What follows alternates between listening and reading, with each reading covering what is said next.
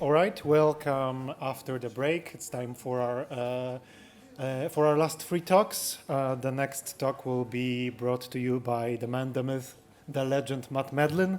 Matt Medlyn is an e-commerce analytics and integrations expert with well over 20 years of experience. He's been doing it for so long, he remembers when Google Analytics was called Urchin. He's known best for his time at Lovehoney, but he has now 5 years under his belt at Graham & Green.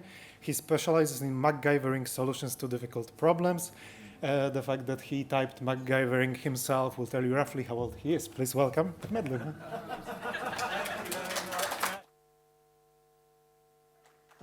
Right. Oh, no, back. There we go. Hi. Hi, everyone.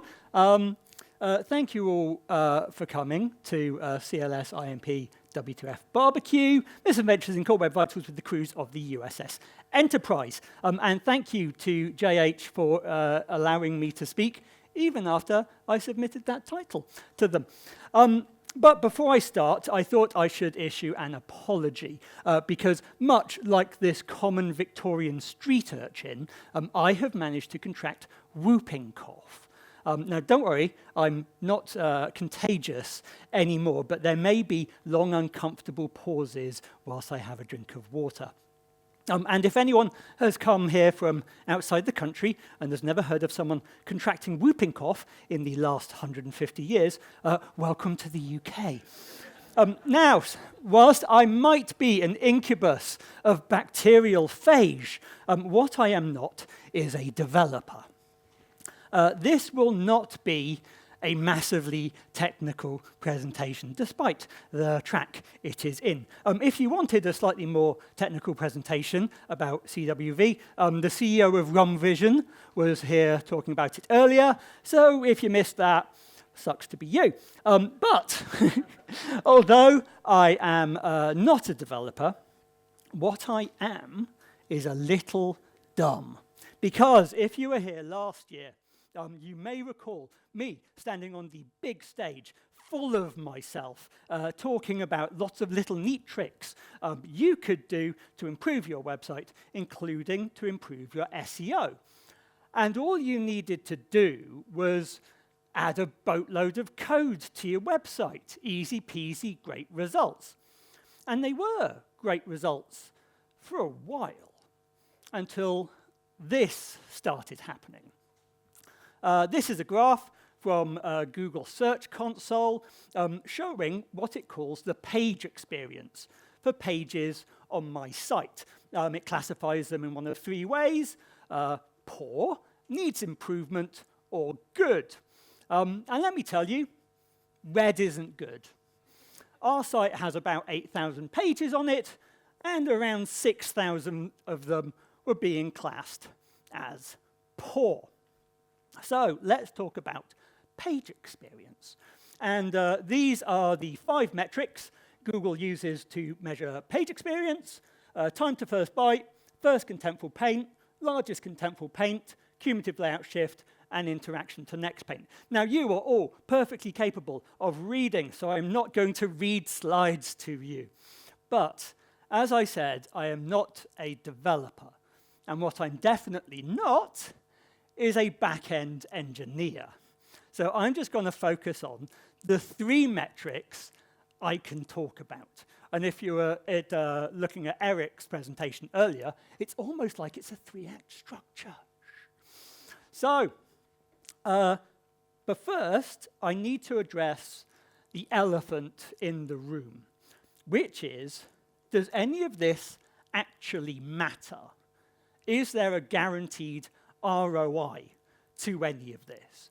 Now, it depends which dark corner of the internet you ask, what sort of answer you get. So it is either a ranking system, but it's not, it's a ranking signal. But it's not, it's a ranking factor. But it's not, but it is integral and essential. Until last week, when someone told me that actually, no, Matt, you shouldn't be looking at Core Web Vitals. You should be looking at vectorization and vector embedding. So as soon as I found out what those things are, I'll tell you. But I don't know about you, but I professionally spin plates for a living. So am I meant to actually focus on this stuff or not? Now, fortunately, at the end of last month, we were given a little present in the form of a leak of Google's algorithm. Now, it is an incredibly technical document.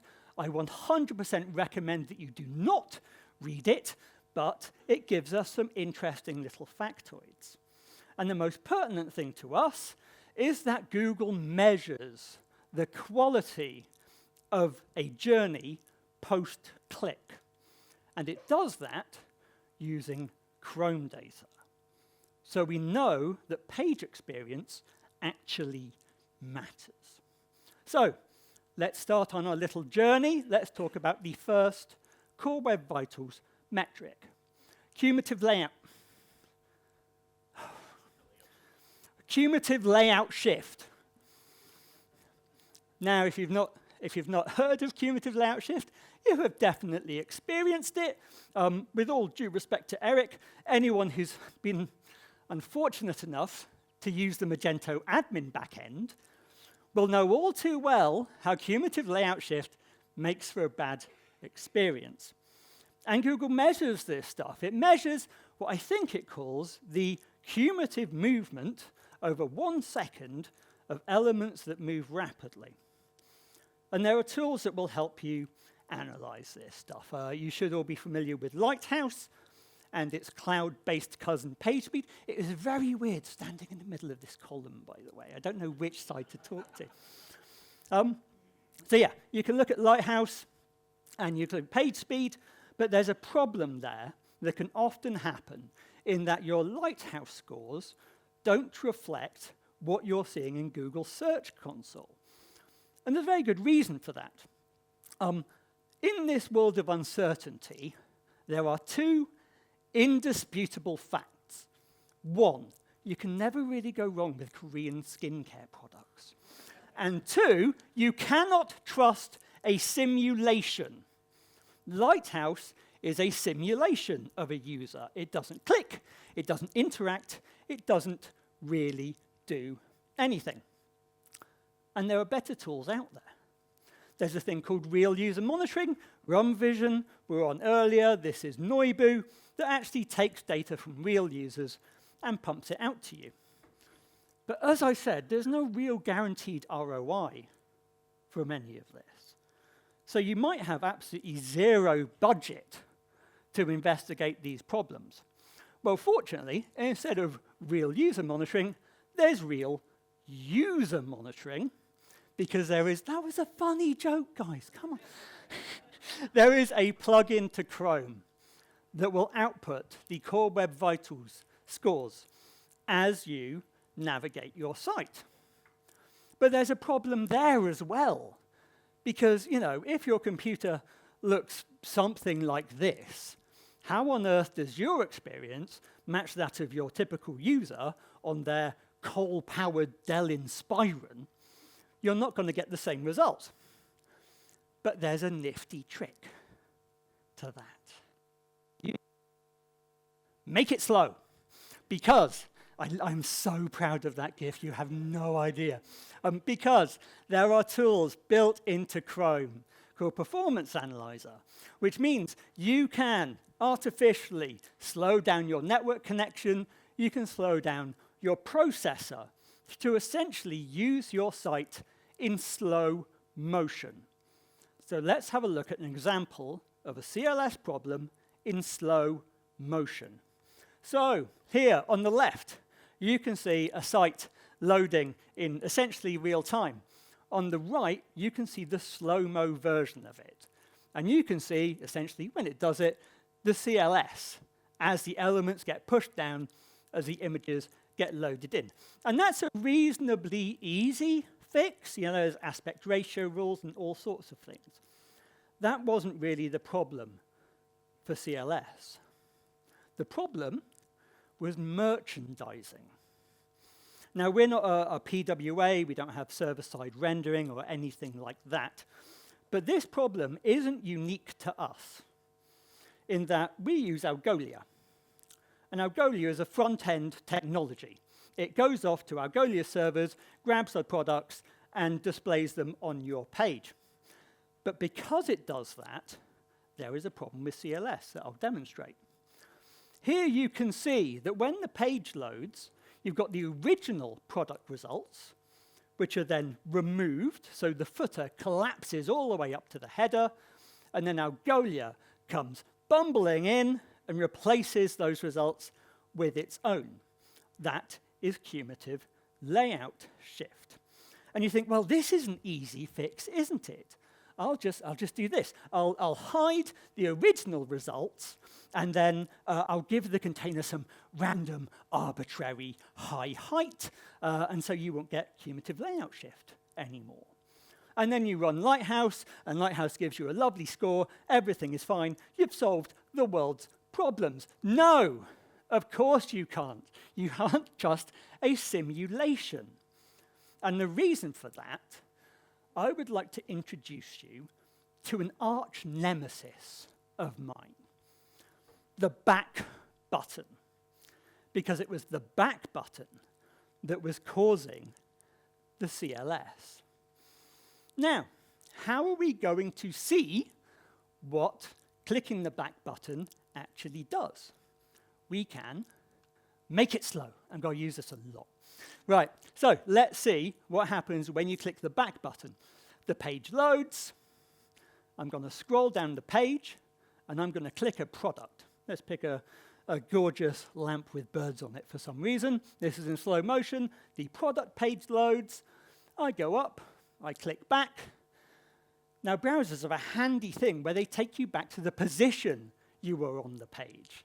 So suddenly you'll find yourself in a limbo of your arbitrarily set height. Now, we did actually fix this, and I say we.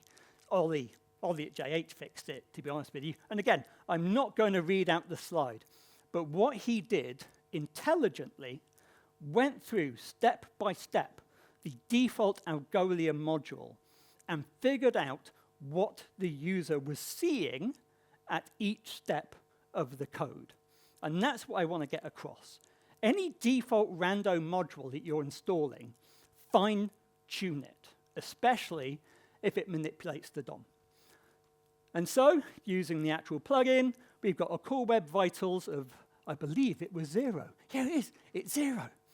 But look, our largest contentful paint. It's green, but it's quite high. I believe that I can do more. Act 2. So let's have a look at largest contentful paint. Largest contentful paint is the time it takes for the largest element of a page to be rendered. Now, pop quiz. What is the largest element on this page? It's a rhetorical question. I am going to show you. It's the background. The background is the largest element. This sort of inconsequential graphic was the largest element. And I was thinking, well, what can I do to kind of, fix this? Because on slow connections, it was taking 19 seconds to render. So I thought, OK, well, I'll preload it. And that didn't work. I thought, well, OK, I'll create a new background and tessellate it or something. And that didn't work. And then I thought, oh, God, I'm going to have to use literally a background color. But then I had an epiphany, because we were undergoing a site redesign at the time. So I just removed it. Worked great. And that's the thing. Graham and Green is probably more guilty than most of over-designing a website. So if you can remove it, remove it. But it didn't work for every page. It didn't work for every category. There were some weird categories where I still had a high LCP score. Now, we can find out what the LCP is using Lighthouse. Pop quiz number 2. What do we think the LCP of this page is? Is it the logo? Maybe an errant product image? Again, rhetorical question. It's the bloody text. The text is the largest element on the page. So, how do we figure that one out? Do you want to say it with me? Make it slow. So let's see what is happening in real time when this damn bit of text is loading. So the page, I press refresh. Look, it's loading as a default system font, which is making the text wrap to a new line, making that element visually unstable until it's finished rendering. Worse than that, it's adding another line, so it's pushing everything down a bit, which is causing the CLS. Now, in our day and age, we have absolutely no reason to ever render a raw system font. You can define your own fallback fonts from system fonts. And so in this example, I've made a pretty decent kind of facsimile of our fancy Futura T-Book regular out of bog standard to Homer. And that's something you can do. So we've improved LCP, we've improved CLS. All we are doing now is waiting for input, which brings us to interaction to next paint. So there are tools that will help you figure out interaction to next paint. This is Noibu. It essentially gives you a score per page, but that is a problem because interaction to next paint is registered on every interaction on every element of your page. And so that's a lot of elements. So, it's essentially it's looking for a needle in a haystack when you don't know which haystack to look in. So we need to put our detective hats on because this is a crime scene investigation. And since we're investigating a crime scene, let's look at the usual suspects. Third-party tags. And I'm going to specifically blame third-party tags because no matter how beautiful the website you build me is, how elegant, how well optimized, how fast the hosting is, I will come along like a blunderbuss and dump a massive pile of hot garbage all over it called Google Tag Manager. And I do this in my ever-faithful service to the devil. Represented here to scale about how much money they make me. But the reason I do this is because I have a limited advertising budget. And if you saw Janice's talk, she talked about Performance Max and Advantage Plus. Those are data-hungry marketing campaigns. And so I have to feed as much data up to them as possible. And here's a very good example. This sounds bad, but Facebook likes child information. Because, like the parent-child relationship of configurable products? Facebook doesn't really understand that. It only really wants you to tell you that a product has been looked at. So in this example, I'm looking at some cushions, and I'm specifically looking at the rust-colored cushion. But if I click that, there is nothing to tell me that that has happened. I am having to work with dust. So what I do is I capture all clicks on the page, figure out, is it the sort of click that I'm after? If it is, I then have to work backwards, literally scraping the page to try and figure out what's been looked at and tell Facebook. And this gets worse. If you've got lots and lots and lots of third-party platforms that you're sending data to, not that anyone really uses Google Analytics anymore, these are chunky tags. These are chunky tags, and they're all firing on click. But there is a better way that you can help me. If you're a developer, you can help me as a client. Because I spoke to Jason about this. That I had this problem trying to send data to all these platforms. And instead of essentially saying that this is a relevant marketing guff, Matt, I've got better things to work on, he thought intelligently about what needed to be done. So in this particular scene from Star Trek First Contact, I am Lily, a woman from the 21st century who doesn't really know what's going on, and Jason is playing Captain... We can do better than this. Jason is playing Captain Jean-Luc Picard, Because what he did, he knows what he is doing. He altered the code to give me inline events that I can send to GA rather than literally scraping pages. And because of that, I can delete a whole bunch of tags and variables and triggers from GTM, which means my GTM size is a lot smaller.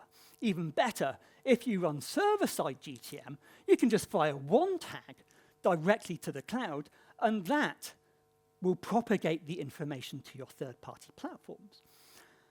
I've got a number flashing at me. But I do need to talk about Meta. Bloody Meta.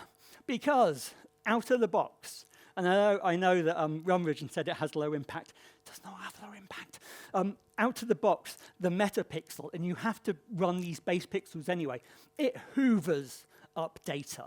Every single click, it will grab stuff. And you literally have to turn that off if you want to improve your CLS, or your IMP. So we did all that. We fixed our CLS. We fixed our LCP. Our LCP is the same as our FCP, which means there's no additional processing. And we've got a super low interaction to next paint. And that's how I got from this to this. Thank you very much.